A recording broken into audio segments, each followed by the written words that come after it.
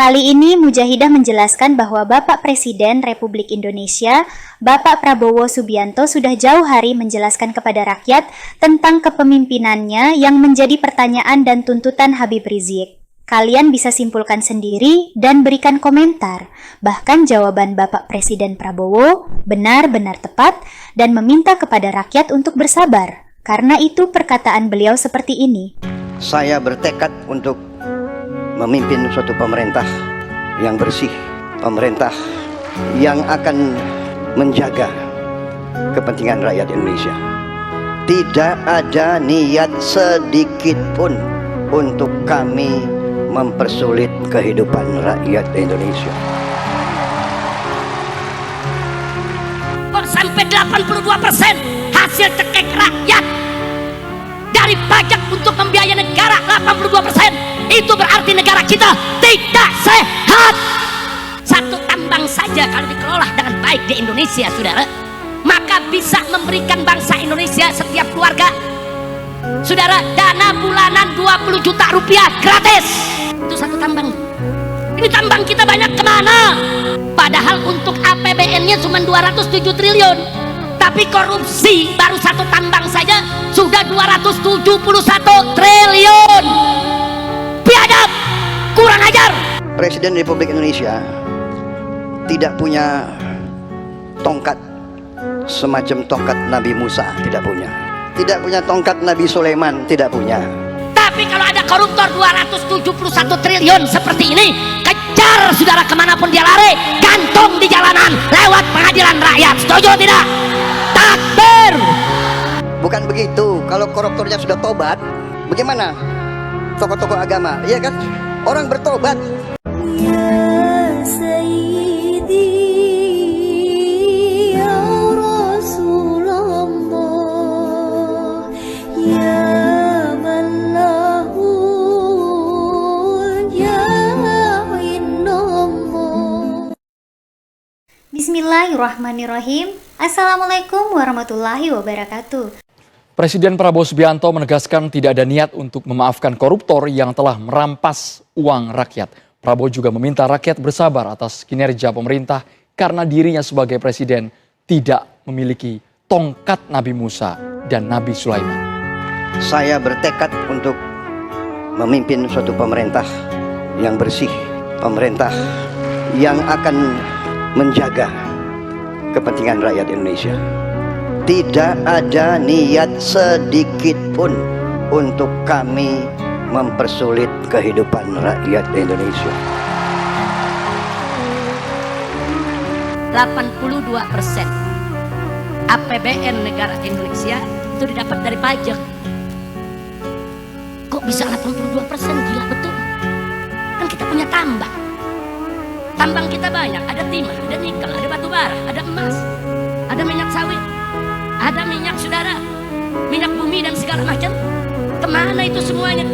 Kok sampai 82% hasil cekek rakyat dari pajak untuk membiayai negara 82%? Itu berarti negara kita tidak sehat.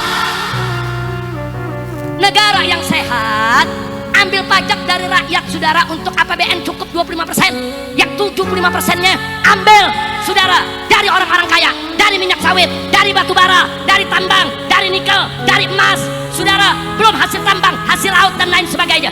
Kemana semua itu? Kita punya BUMN ratusan. Di mana pajak mereka? Kenapa mereka semua rugi? Innalillahi wa inna ilaihi raji'un. Saudara, 82% pendapatan negara diambil dari pajak, berarti negara nggak sehat. Sekarang kita pertanyakan, uang emas kemana? Uang tambang kemana? Uang nikel kemana? Uang batu bara kemana? Uang minyak, itu minyak bumi kemana? Saudara, nikel saja saudara, sampai ada seorang ahli ekonomi mengatakan, saudara, satu tambang saja kalau dikelola dengan baik di Indonesia, saudara, maka bisa memberikan bangsa Indonesia setiap keluarga, saudara, dana bulanan 20 juta rupiah gratis. Itu satu tambang. Ini tambang kita banyak kemana? Padahal untuk APBN-nya cuma 207 triliun. Tapi korupsi baru satu tambang saja sudah 271 triliun. Biadab, kurang ajar.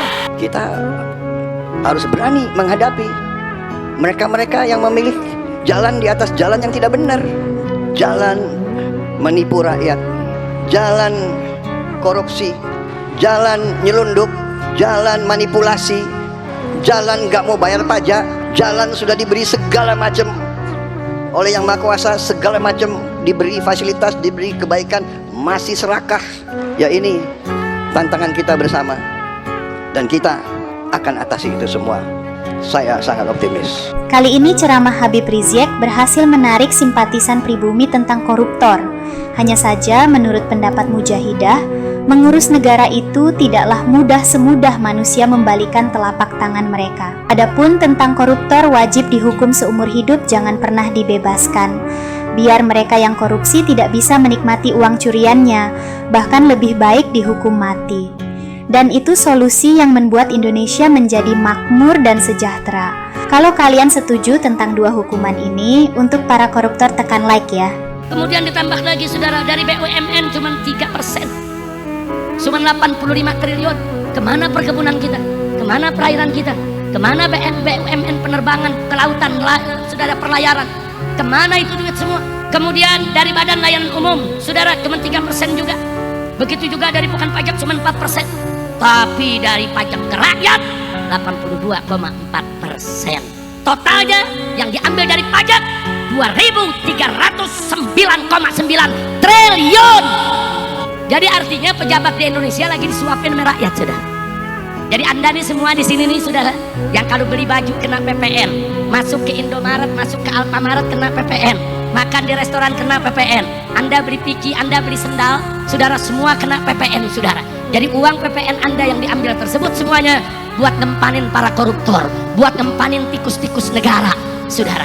Jadi artinya, saudara, artinya di Indonesia ini saat ini sedang terjadi orang-orang kaya hasil korupsi sedang disuapi oleh rakyat miskin, saudara. Biadab tidak? Biadab tidak? Saya mau tanya nih, saya mau tanya. Kita dapat, saudara, 270 triliun, kita di penjara 6 tahun, mau gak? Mau gak? Kita masuk penjara rame-rame. Gila, 271 triliun. Maling ayam di penjara 1 tahun. Maling buah semangka di kebun di penjara 1 tahun. Ada nenek-nenek di Jawa Timur nyolong kayu 3 batang 1 tahun.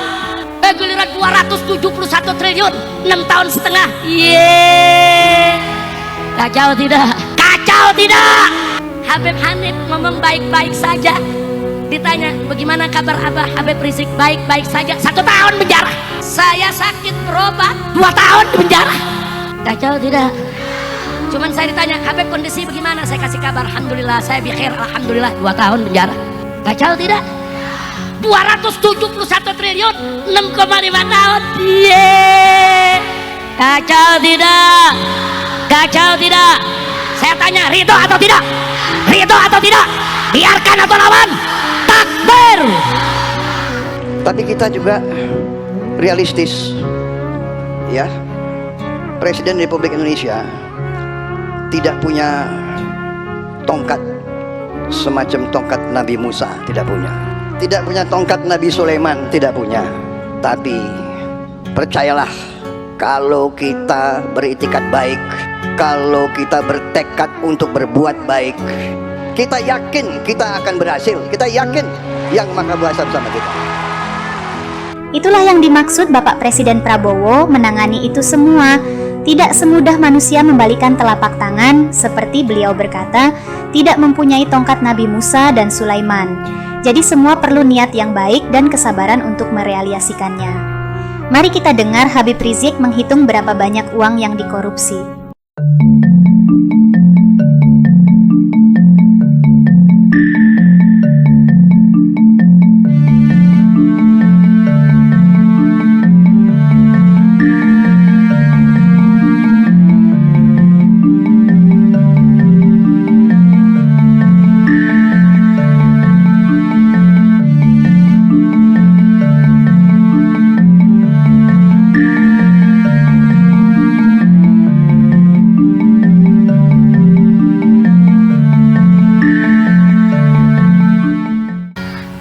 lawan, hitung-hitungan dulu nih. 271 triliun itu berapa tuh?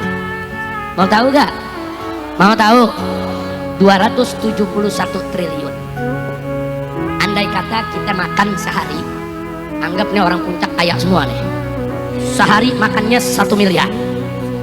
Satu hari makannya cukup gak 1 miliar sehari? Cukup? Cukup? Emang kaya lu pada. Udah satu hari makan 1 miliar, setahun berapa miliar? 365 miliar. Udah ada 1 triliun? Belum saudara. Makan 3 tahun baru 1 triliun. Nah sekarang bagaimana kalau 271 triliun? Coba 271 triliun saudara. Kalau kita makan sehari 1 miliar, setahun 365 miliar, maka 271 triliun saudara, kita bisa makan 742 tahun. Nah, lu baru tahu tuh gedenya tuh. Ayo saya tanya, kecil apa gede? Kecil apa gede? 742 tahun kita makan seharinya 1 miliar selama 742 tahun sudah. Umur kita ada 342. Umur umat Nabi Muhammad rata-rata berapa? 63 tahun. Betul? Betul? Jadi sekarang tinggal dikali aja. 742 tahun dibagi 63 tahun. 11 keturunan gak habis. 11 keturunan gak habis. Di penjara cuma 6 tahun. Kacau tidak? Panitia juga mau di penjara semua. Asal dibagi. Dibagi 271 triliun. Rame-rame juga dibagi masih mau. Kacau tidak? Saya tanya, 271 triliun itu kecil atau besar? Kecil atau besar? Itu bisa dibawa makan satu hari 1 miliar selama 742 tahun. Sebesar ini tidak pantas hanya dihukum 6,5 tahun. Alasan hakim apa? Enggak, dia masih punya anak, dia punya istri. Gua punya bini, gua juga punya anak, kenapa lu penjara? Betul. Habib Hanif punya istri, punya anak, penjara. Kacau tidak? Kenapa waktu sidang Habib Hanif gak mengatakan karena Habib Hanif punya istri, karena punya anak masih bayi, Habib Hanif dibebaskan? Begitu dong. Giliran yang 271 triliun menimbang. Karena ada istrinya dan ada anaknya, maka diringankan hukumnya. Iya. Jadi ya hakim gelo. Kita akan menghadapi tantangan. Si koruptor-koruptor itu, si maling-maling itu tidak rela melihat ada pemerintah Indonesia yang ingin membenahi diri, ingin membersihkan diri, dan kita akan digoyang, akan dibikin isu ini, isu itu, ya kan? Udah pegal dah. Ini kalau udah ceramah begini kesel, dok-dokan aja ya antum. Kacau tidak? Ayo saya tanya semua, kacau tidak? Kacau tidak? Nah jadi saudara, kalau korupsi seperti ini, saya tanya, merusak negara tidak? Merusak negara tidak? Koruptor dilindungi. Ada lagi nih berita yang terakhir. KPK mengumumkan bahwa CSR daripada Bank Indonesia diselewengkan. Lu tahu CSR gak? Gak tahu lu? Gak tahu? Gue nyesel ceramah di sini. Ya berarti kan gue mesti terjemahin tuh. CSR, CSR. C-nya itu corporate, S-nya sosial, R-nya responsibility. Responsibility. Artinya apa saudara? Artinya responsibility saudara, ini merupakan tanggung jawab sosial. Saudara, jadi supaya kita tahu bahwa CSR itu adalah tanggung jawab sosial suatu perusahaan. Contoh, ada pabrik gula, dia keluarkan dana sosial cuma-cuma gratis untuk rakyat. Rakyat yang mana? Rakyat yang ada timbal baliknya dengan pabriknya. Dia punya pabrik gula, CSR-nya diberikan ke petani tebu. Itu namanya CSR. Paham? Atau pabrik kecap saudara. Nah yang berhubungan dengan pabrik kecap apa? Kacang kedelai. Maka dia keluarkan CSR bantuan dana untuk para petani kacang kedelai. Sehingga para petani di samping dapat gaji atau dapat untung dari penjualan yang dia jual ke pabrik, dia juga dapat dana bantuan.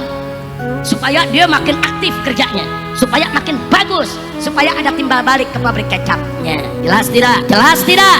Atau saudara, kalau dia pabrik di satu tempat, jalanan rusak karena truk-truk dia lewat situ, saudara, masyarakat terganggu, dia keluarkan CSR-nya untuk membenahi jalan. Berapa jalan? 6 km hancur, biayai, hot mix, semuanya, supaya masyarakat setempat tidak terganggu. Jadi masyarakat setempat ikut mendapat keuntungan dari usahanya. Kira-kira jelas tidak? Jelas tidak? Itu namanya apa? CSR, saudara. Nah, menarik. Saudara, KPK melaporkan bahwa ada 2 tersangka menyelewengkan CSR Bank Indonesia. Jumlahnya besar. 2 orang ini, saudara, begitu ditunjuk hidung, dia bikin pengakuan.